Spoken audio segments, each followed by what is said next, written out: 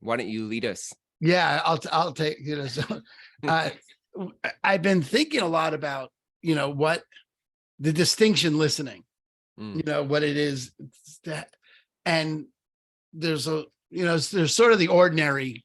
First of all, there's a super ordinary relationship to listening we have, which is I hear you.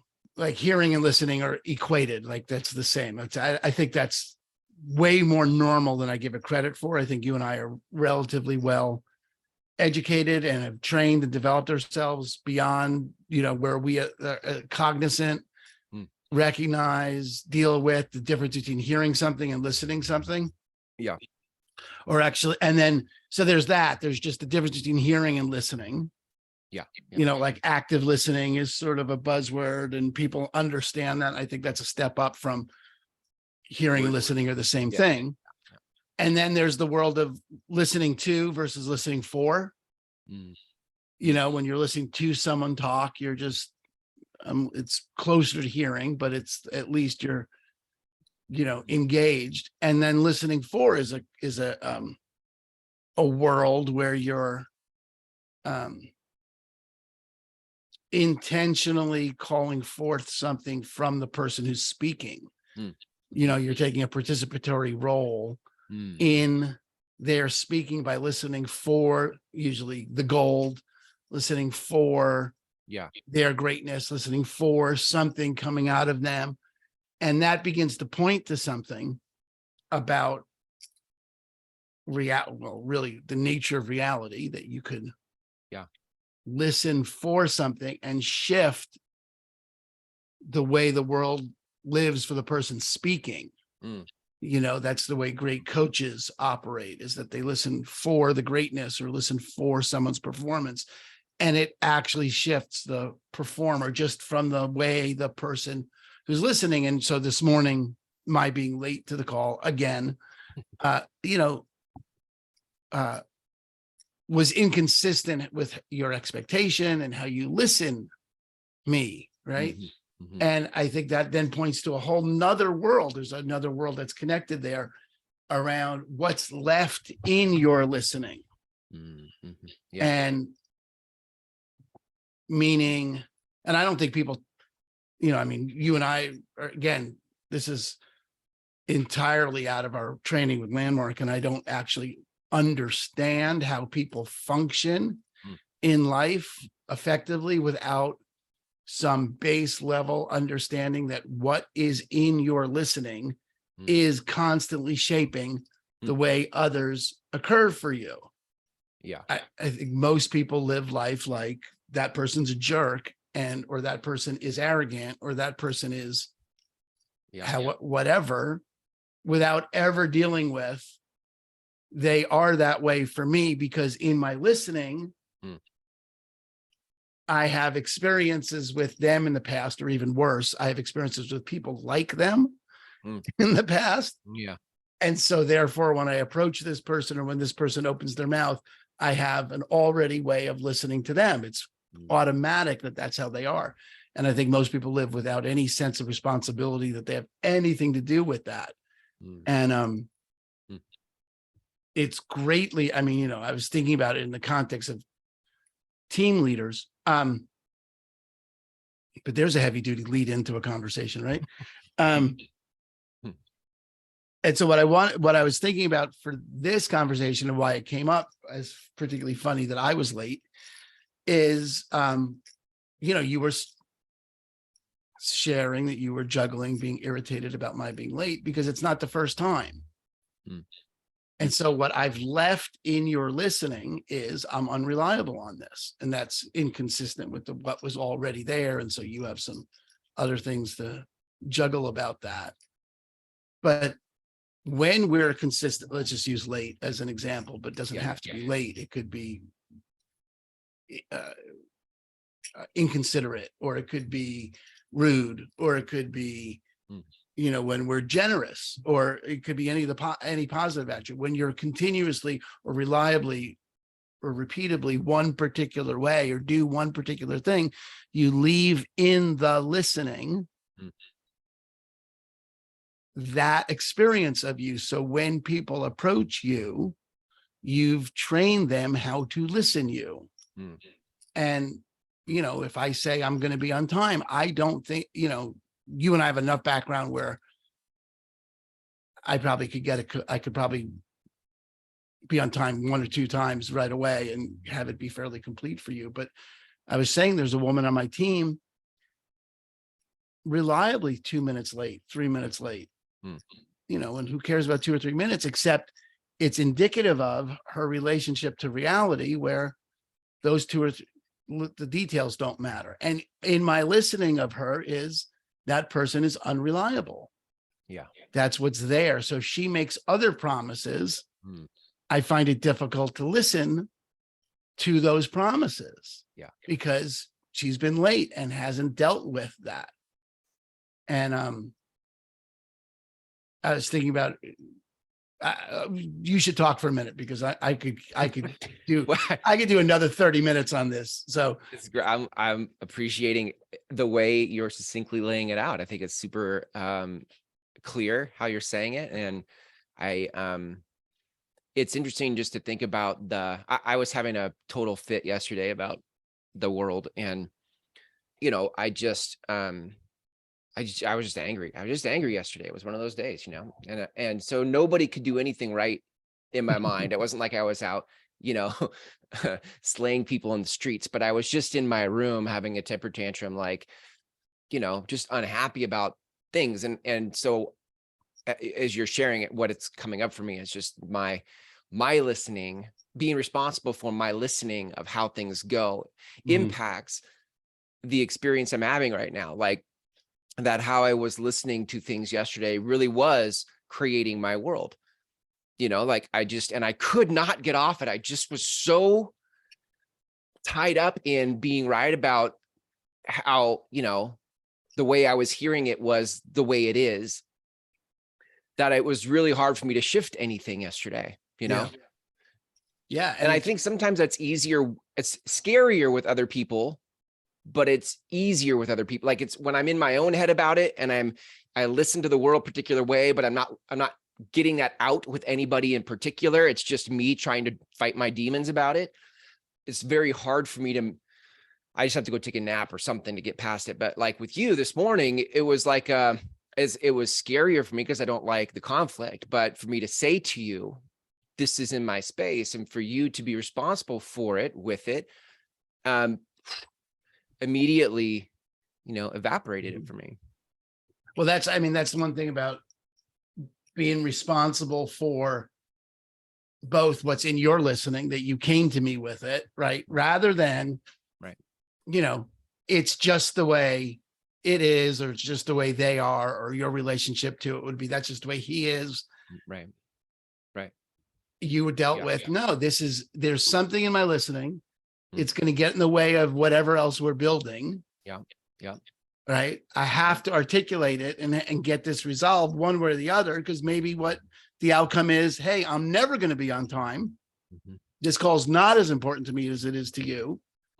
And at least then you could deal with that. Then we could decide to dissolve it or whatever. Right. But there'd be no more conflict. There would be just laying it out. But what was there was, in my listening, this is unequally yoked. Right.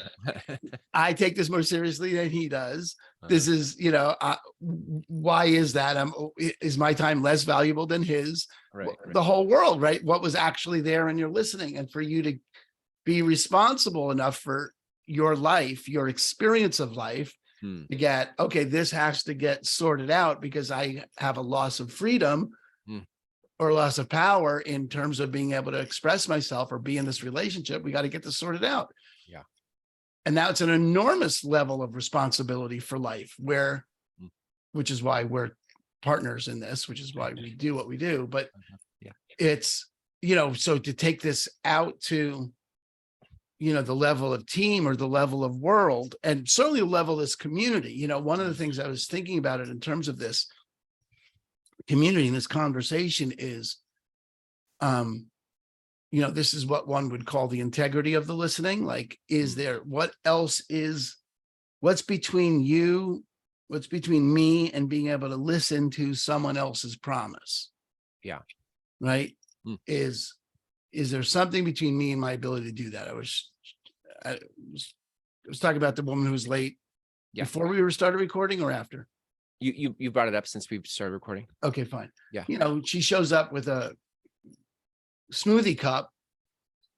In my listening is she just gave us all the finger. I mean, someone shows up late and they got a Starbucks cup. Yeah. You already, I already know their relationship to whatever we were meeting for is way less meaningful for them than it was for me. Yeah. And if I don't say something about it, if I don't get it complete, then and actually address it with them one-on-one so that I know what they're planning to do for the future, I can't listen to them. I can't listen to their promise. And then I get to decide whether or not I'm going to be part of whatever they're doing, or if this is just something I need to eat or whatever. I mean, I get to make that call. Put that in then, community because go ahead. Yeah. And then as far as this community goes, we've got people that are participating in a conversation that goes beyond the ordinary, that goes beyond the normal conversations for GCI units, right? We're creating something. Something is being brought into existence. We don't quite know what it is, or people join us and they don't quite know what it is. And it needs to be a space in which what is created is listened. Yeah, it's good. As possible. It needs to be listened as impactful as it's going to be, needs to be heard. And I was just in a weekend with Jeff, who we had on the show recently. And, I've been working with him on articulating my calling, and we were doing work to articulate the ultimate intent of the business we're in. And I've been working on articulating my calling as people experience having agency in their life. And it's been about 2 years since I started articulating that. And the truth is, it's just now that I'm beginning to get in my own listening that's who I am. Because every time else I've said it, or up until now, when I've said it, it's like, yeah, right, whatever. Or you say it and then it's like, yeah, okay, fine. Now, but really, when someone says something to you and then you go, yeah, okay, good. But really, what do you mean? Or I know what you mean is even the lower level of that. And there's got to be a space here that you and I are creating where people can say something and we can listen it as possible.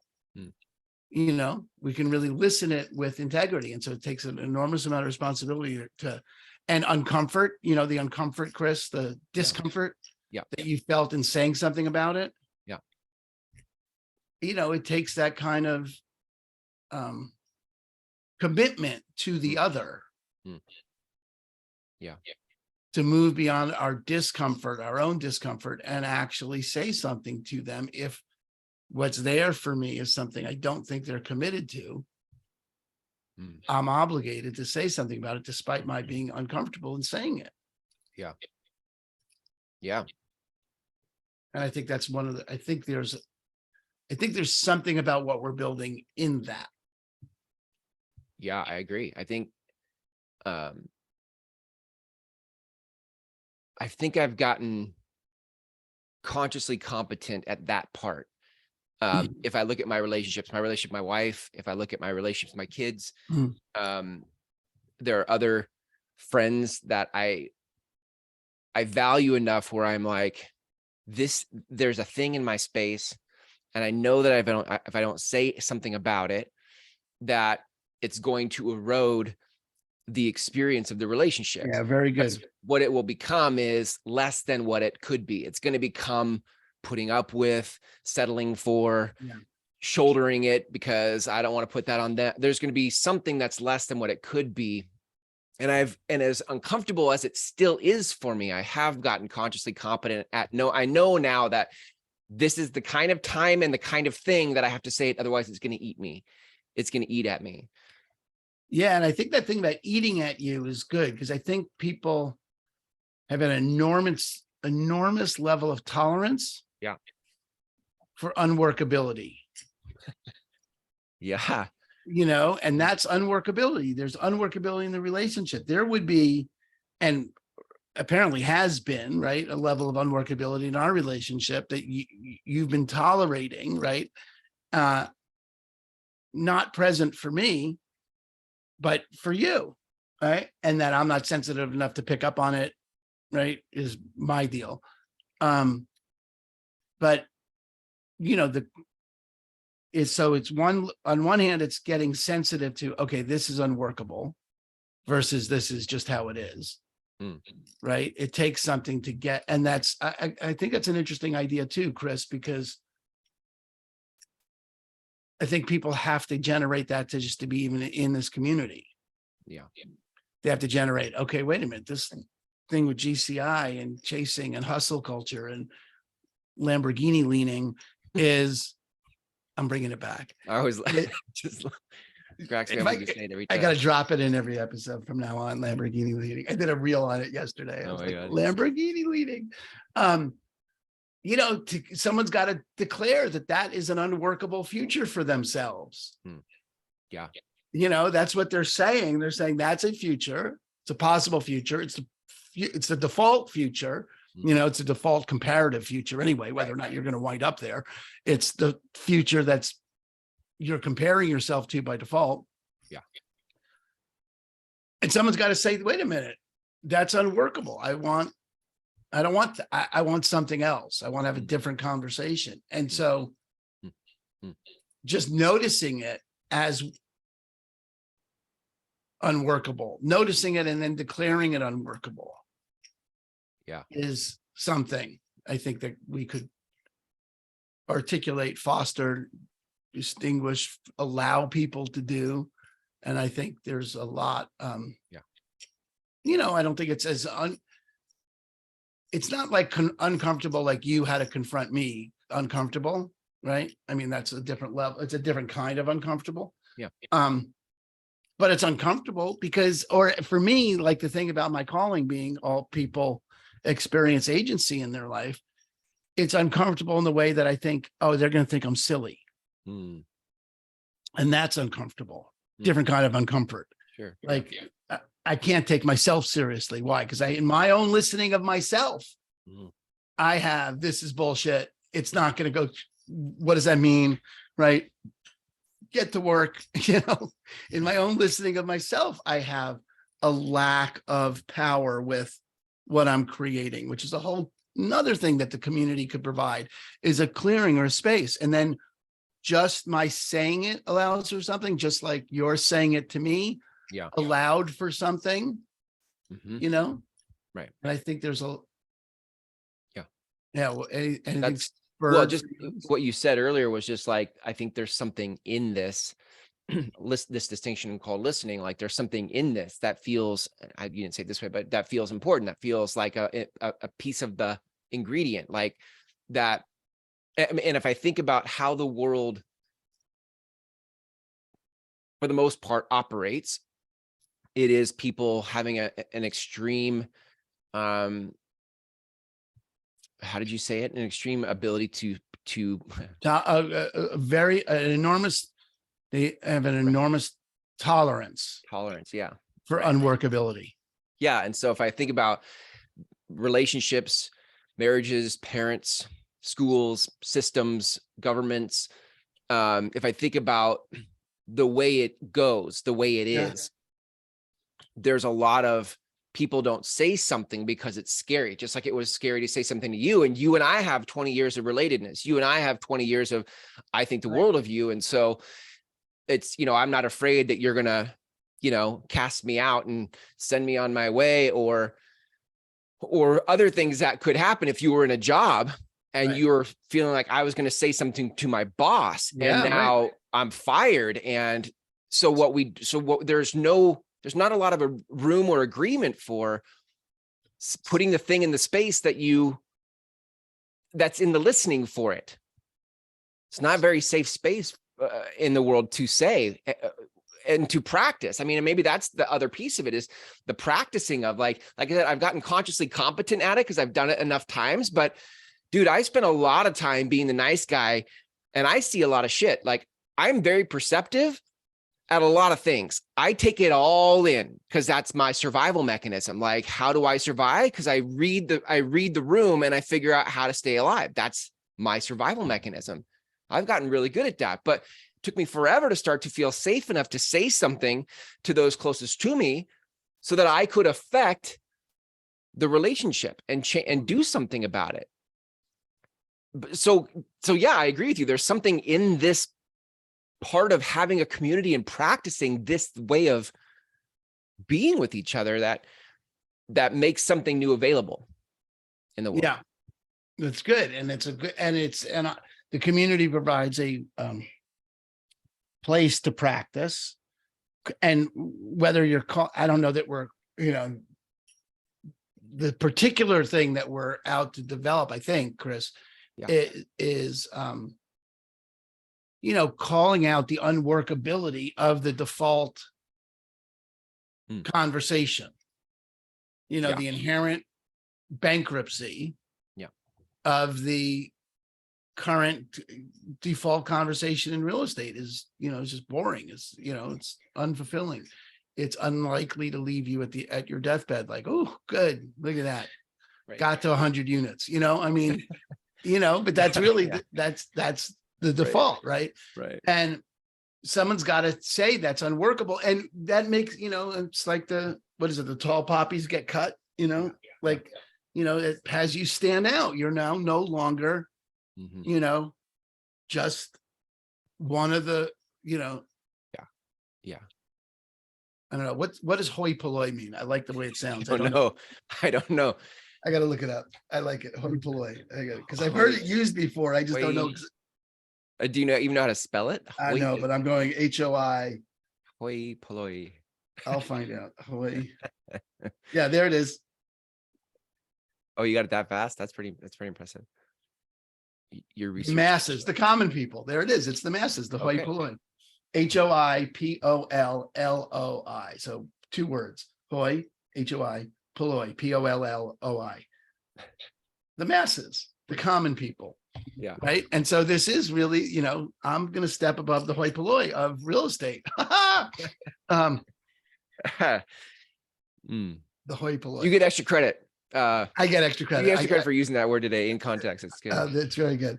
But I think, and then there's that thing about it, it's in the listening of others, right?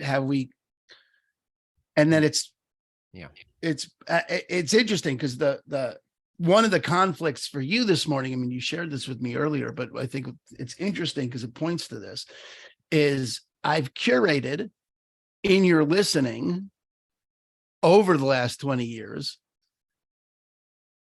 that I'm the person that has those conversations with you, that this is, I've curated in your listening that how I was operating with you was really inconsistent with what I've curated in your listening over time. Right. That you're the one over time. And that has been the stand for showing up and making things workable. And just in that, but that's a curated, I'm using your word, curated, right? Listening. That was intentional. I did an enormous amount of work to keep that in your listening, right? And then, it's interesting because it just took, being casual about it for, I don't know, a month, a couple of times, not a lot, certainly not 20 years. It doesn't, my point is, it doesn't take as long to destroy as it does to curate. Right. It's easy to put in the listening, it's the same thing about reputation. It takes a lifetime to build and an instant to ruin. It's literally that phenomena. It takes a lifetime to build credibility and a moment to lose it. And there is no alternative to that. There is no there's no back channel to that.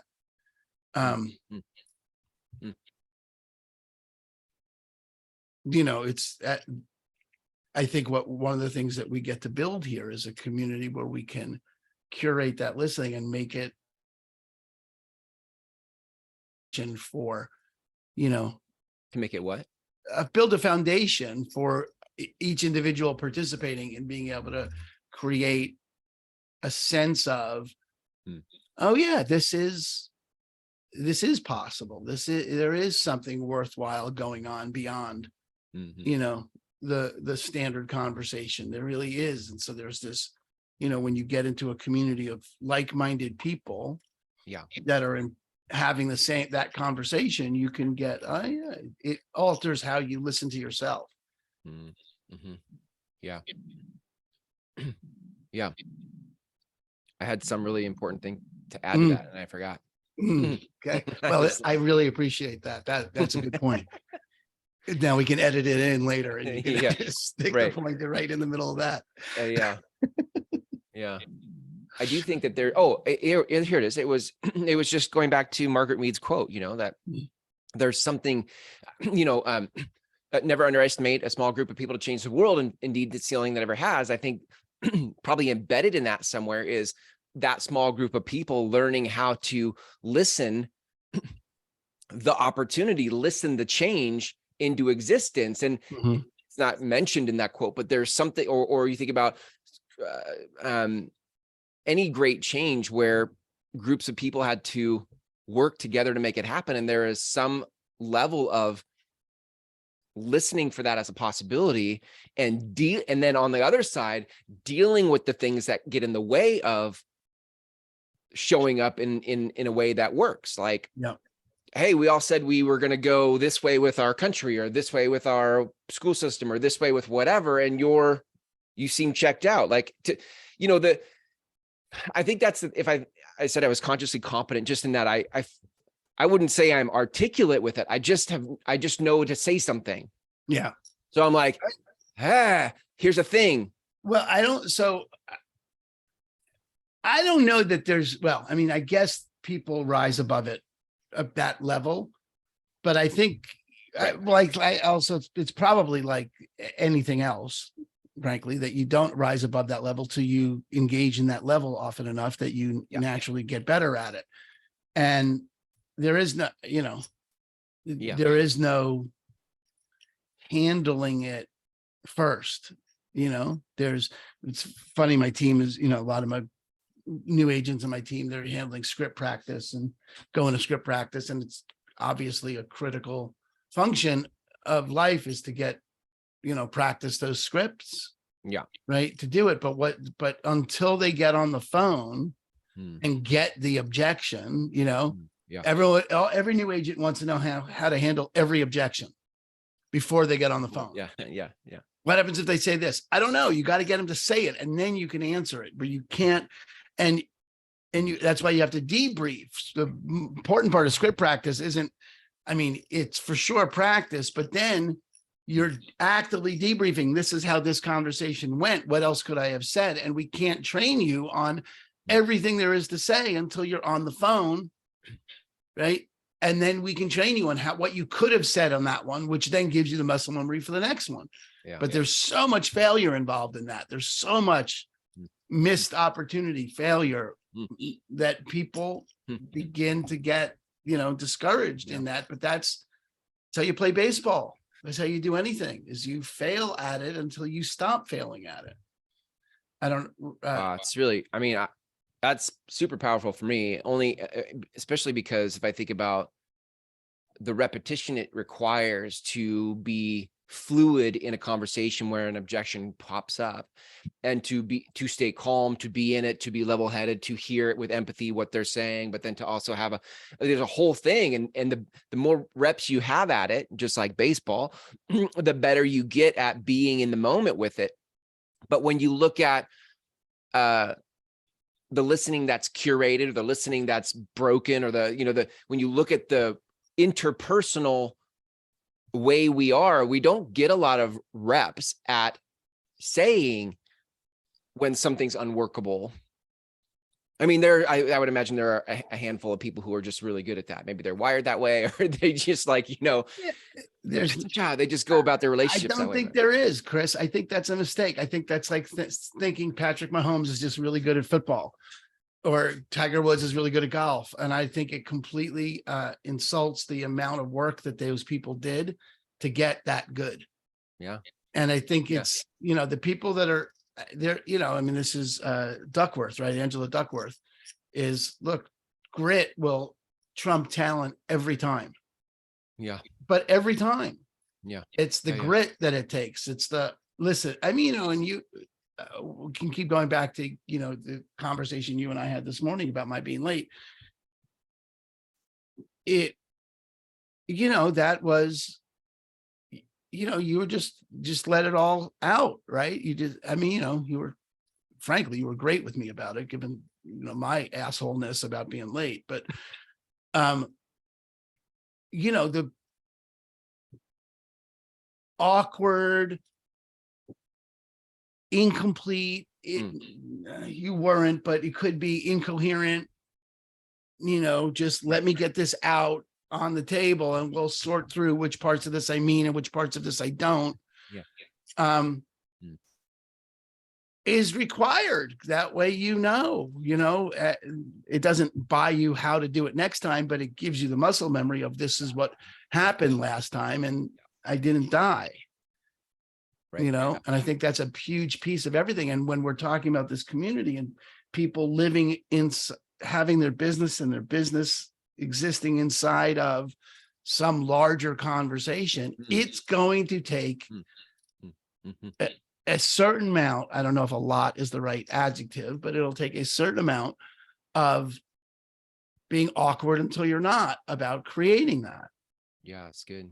Yeah. I mean, that's a good way to sort of, if we want to wind down, like the, connecting this to the community of, the community, this repurposed community is built for agents who want to use their business as a lever for making an impact. Like, but to do that would be you listening to yourself or listening yourself differently than maybe you have, because it's something new you're creating, and that there is a community of others saying they want to do the same thing gives you the permission, gives you the space to be like, this is what we do here. Like, what we do is listen each other into the leaders we need to be. It's great. Pull it off. Yeah. I mean, when, and that is one great thing you and I have provided for each other, and really why we came together in this, because that's good. Who you listen me as is bigger than I listen myself, and who I listen you as is bigger than you listen yourself. If not all the time, then certainly enough time that we are, it's enlivening to be with each other. And I think that's one thing the community provides, is a commitment not to listen nicely. That's a dumbing down conversation where we, it's got to be a challenging, it's got to be a poking, it's got to be a, I don't, I mean, if you're in a room where everyone agrees with you, you're in the wrong fucking room. I mean, or you're out to beer with friends. I mean, it's not, right. It's not a room for growth if you're in the room where you agree, Yeah. So it's good. It's good. Yeah. So I don't know. I think I think this thing about listening is rich, and there's probably a lot of pillars or a lot of material that we could use as prompts. That's what I was looking for inside listening. Yeah, for sure. Yeah. Good. Well, this was rich. This was really good. I appreciate the the coincidence of our I was start. late on purpose just to drive that up. I've been testing you for months, Chris. I've been waiting for you to say something about it. There you go. That's what it was happening. Good way to seed that in there. That's nice. Well, it's good. Well played. It took me months to get that done. Yeah. You see how much I can be on time? All right, fine. Oh my God. You see how long I can hold it and just I know. it. Jenny asked me to call me, asked me to test you on it. Oh, that's great. Well, if you're listening to this and you are like, these guys are kooky but real, and you want to be a part of a community that is listening for the bigger version of you and holds the vision you have as possible, then you can go to repurpose.group/invite, not .com, but repurpose.group/invite. And you'll see Aaron and I there on the screen, kind of walking you through what the community is and an application. So hit us up there. And Aaron, until next time, we'll see you next time on time. Next year. Next year, 2023. That's right. Yep. Awesome. Thanks, Aaron. All right, brother.